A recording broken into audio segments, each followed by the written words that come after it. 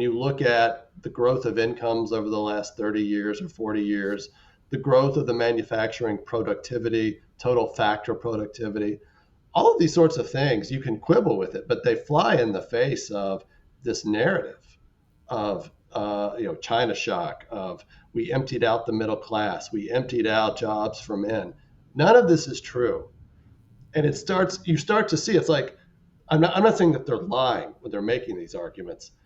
but they aren't remotely true, and it does sort of make you think there is some sort of intoxication with a narrative, its connection to power, and what it's going to do for you and for your political cohort once you gain power and help you attain power, as opposed to thinking through the broader picture of our American economy and the type of manufacturing sector we need, and the parts of our economy like the service sector that are incredibly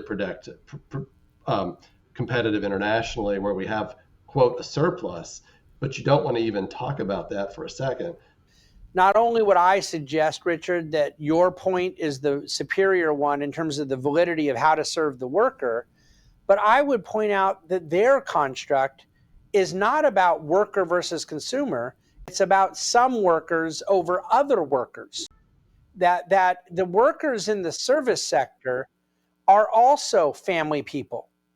are also seeking marriage, seeking home ownership, seeking community Tocquevillian experience, seeking dignity and human flourishing. And yet what they have said is essentially, sometimes explicitly, but much more often implicitly, that we are to ignore the needs of the many in the services sector for the sake of fewer in let's say, goods manufacturing,